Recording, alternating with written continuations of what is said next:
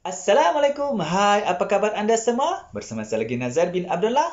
Pada perkongsian kali ini, saya akan kongsikan kepada anda semua salah satu perkara yang sangat penting sebelum kita membuat pokok bonsai ataupun bahan bonsai.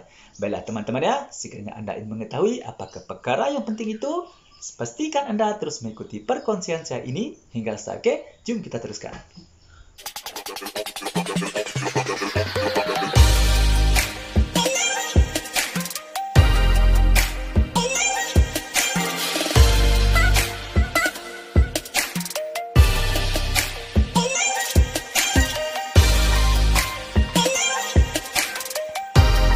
Okey, baiklah teman-teman ya. Seperti biasa teman-teman ya.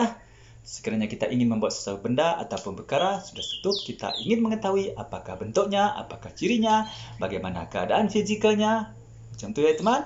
Okey, begitu juga dengan apabila kita ingin membuat sebuah pokok bonsai. Tidak jauh beza teman, juga sama ya. Baiklah teman, di sini saya akan kongsikan kepada teman-teman anda secara santai ya. Kita berbincang sama-sama berkongsi pengalaman yang teman-teman ya. Terutamanya bagi anda yang seorang pemula itu yang ingin membuat bonsai dan juga sama seperti saya teman, seorang pemula juga. Sama-sama kita berkongsi pengalaman ya, walaupun kita berbeza pendapat, tidak menjadi masalah. Kita kongsikan, kita satukan, insya-Allah kita akan mendapat sebuah hasil yang sangat baik dan ini akan menjadikan kita seorang pembonsai yang berjaya di suatu masa nanti, insya-Allah. Baiklah teman-teman, untuk perkongsian kali ini saya akan kongsikan kepada teman-teman semua ya, terutamanya teman-teman pemula tu ya. Okey, apakah konsep pertama berkaitan dengan bonsai? Okey, yang pertama sekali konsep kita perlu perhatikan ialah teman ya, apabila kita ingin membuat sebuah bonsai ataupun bahan bonsai ataupun pokok bonsai teman, yang pertama sekali ialah kita perhatikan kepada keadaan fizikal pokok tersebut. Contohnya, apa yang penting? Okey, yang pertama teman, kita mesti melihat keadaan akar ya. Pastikan pokok itu ada akar. Okey, contohnya teman-teman macam ni ya, ada akar ya. Macam ni, ada akar. Okey. Itu adalah antara faktor yang pertama kita perlu perhatikan ya, ada akar. Okey. Lepas tu ada batang, macam ni teman ya. Ada batang ya, ada batang pokok ni. Ini adalah contoh sederhana ya teman.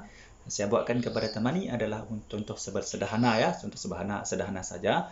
Ada akar macam ni, okey, ada batang macam ni, okey. Lepas tu ada mahkota macam ni. Ini ada mahkota ya teman ya.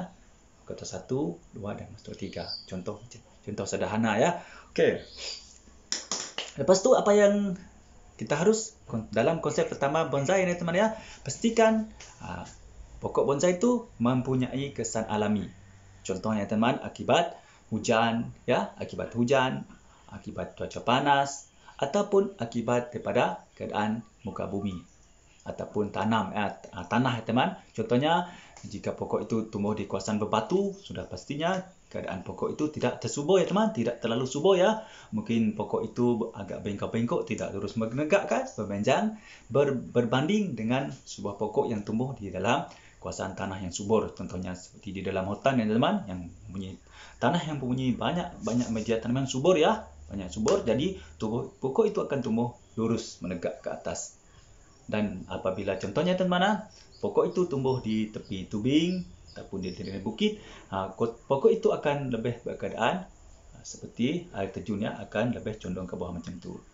Itu adalah beberapa konsep ya teman, bonsai ya, pokok bonsai yang dinamakan sebagai pokok bonsai. Okey. Lepas tu teman, yang penting apa yang kita perlukan untuk dalam konsep pertama pembonsaian ni ya teman ya, kita mengecilkan pokok. Kita mengecilkan pokok.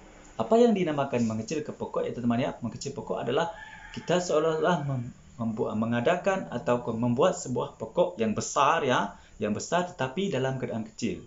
Contoh macam ni ya, terlihat ataupun kita boleh nampak dalam keadaan yang sangat kecil macam ni. Sedangkan pokok sebenarnya, pokok yang tua itu berumur beribu tahun ya teman. Sudah tentu keadaan pokok itu dari fizikalnya terlalu besar kan? Sudah besar kan? Memang itu adalah secara semula. Jadinya apabila kita ingin membuat pokok itu menjadi sebuah bonsai, maka kita dalam usaha untuk mengecilkan pokok tersebut. Kita mengecilkan pokok tersebut untuk kelihatan seperti pokok yang sudah besar dan tua, tetapi dalam keadaan yang kecil, saiz yang kecil. Itu teman. Lepas tu apa yang kita perlu perhatikan dalam konsep pertama untuk kita membuat bonsai ialah yang ketujuh ya teman ya. Okey, yang ketujuh di sini saya kongsikan tujuh konsep ya. 7 konsep dalam kita membuat bonsai. Yang ketujuh ini adalah daripada pengalaman saya lah sebenarnya, untuk kita sama-sama ya, untuk berkongsi. Sekiranya ada lebih ataupun kurang, Sekiranya ada lagi, teman-teman boleh tambah ya. Okey, yang ketujuh, kebebasan untuk kita menciptakan gaya bonsai itu. Untuk membentuk bonsai, teman, itu terpulang kepada kebebasan kita ya. Mana yang kita suka, kita minat, kita rasa kita cantik kita buat, kita boleh buat gaya tersebut ya. Itu adalah terserah kepada kita. Tiada satu-satu pun arahan atau pelarangan untuk kita buat bonsai itu mengikut sesuatu macam itu peraturan tidak ada ya, teman. Itu adalah terpulang kepada kita sendiri ya. Terpulang kepada minat, sukaan kita sendiri. Okey. Baik, boleh teman. Okey, jadi sekali lagi saya ulang ya teman. Konsep pertama apabila kita ingin membentuk sebuah bonsai. Ingat tidak? Macam mana? Boleh ikut macam ni? Teman-teman boleh tak ikut macam ni? Okey. Yang pertama tadi ya, ada akar. Pastikan bonsai pokok yang kita akan jadikan sebagai bonsai itu mempunyai akar ya. Contohnya akar teman, akar macam ni ya, akar ya. Okey, ini ada akar teman. Okey, itu yang pertama. Yang kedua, pastikan pokok itu ada batang. Okey. Itu adalah mengikut secara semula tadi ya teman. Pastikan pokok itu ada batang macam ni ya. Pokok itu ada batang ya. Itu. Yang pertama pasti ada akar. Akar maksudnya teman-teman bukannya akar itu di dalam tanah ya. Sudah pastilah pokok itu mesti ada akar dalam tanah kan. Sebab kalau tak ada akar pasti tumbuh itu akan mati. Betul tak? Okey. Jadi yang dimaksudkan pasti ada akar di sini teman. Akar yang ternampak menonjol. Kita boleh lihat macam ni. Akar yang terlihat. Okey, kita boleh lihat. Bukan akar yang ditanam di dalam tanah ya. Itu tidak. Ini adalah akar yang kita boleh lihat macam ini. Ini adalah akar ya teman. Lepas tu yang ketiga ada, yang kedua ada batang. Ini adalah batang. Batang ya teman, itu ya yang kedua. Yang ketiga ada mahkota. Ini adalah mahkota. 1, 2 dan 3 di sini adalah ada 3 mahkota ya di sini. Okey. Lepas tu yang keempat harus mempunyai kesan alami. Apa yang dimaksudkan harus mempunyai kesan alami ini ya teman-teman ya? Contohnya pokok kita ini tumbuh di kawasan berbatu. Contoh macam ni batu kan? Okey, jadi keadaan pokok kita tidak berapa subur. Okey, batang pokok kita tidak begitu lurus, bengkok macam ni, bengkok-bengkok ya. Biasalah dekat batu kan memang susah untuk mencari makanan. Macam kita juga, kalau kita kurang makanan, mungkin pertumbuhan kita akan menjadi terancat, agak kurang sedikit. Okey, kurang normal. Itu boleh diumpamakan. Okey, lepas tu yang kelima teman, akibat daripada pengaruh pengaruh alam itu yang kelima ya. Pengaruh alam tadi. Macam tadilah contohnya mungkin tanah ni tidak bersubur ataupun pokok ni tumbuh di tepi sungai atau bukit. Bila pokok ni tumbuh di tepi bukit ataupun sungai, keadaan pokoknya lebih kepada macam air terjun macam tu. Okey, menurun macam tu ya, akan mengikut ke bawah macam tu. Ini adalah kerana keadaan pokok itu akan tumbuh mengikut keadaan alam semulanya. Okey, yang keenam, proses ataupun konsep pertama dalam pembonsaian ni teman, kita membentuk batang ni. Okey. Bukan membentuk batang, kita mengecilkan pokok. Maksudnya mengecilkan pokok ialah teman-teman kita menjadikan sebuah pokok yang besar, yang sudah beribu tahun umurnya tu sudah terlalu besar kan. Okey, dan dalam keadaan sangat tua kan. Jadi sekarang kita mencuba membuat pokok yang besar itu menjadi kecil macam ni dalam sebuah pot ataupun pasu yang kecil teman.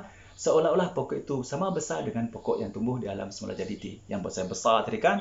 Jadi kita tanam ke dalam pot ataupun pasu, kita cuba mengusahakan pokok itu seakan-akan sama pokok yang tumbuh di alam semula jadi. Itu adalah yang ketujuh, konsep yang ketujuh.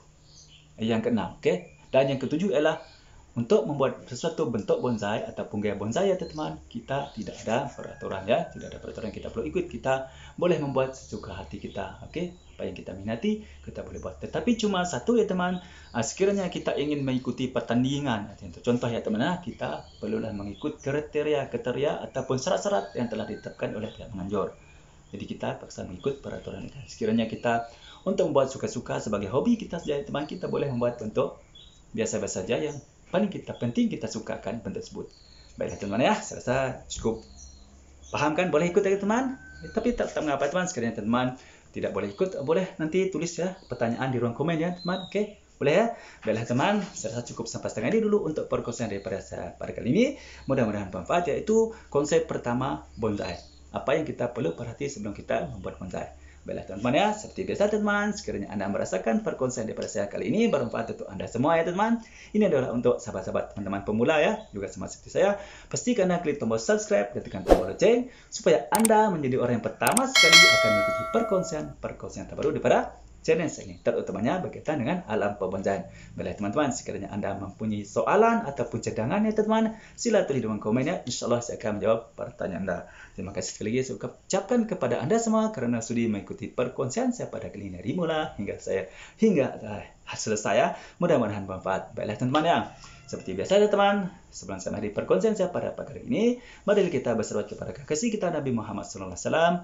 Mudah-mudahan kita mendapat syafaatnya dari dunia sampai jumpa kita sama-sama berselawat. Bismillahirrahmanirrahim.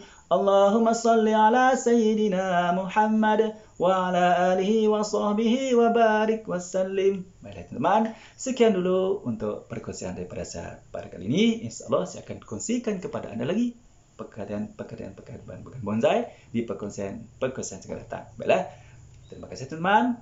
Salam satu bi, salam bonsai. Bye bye.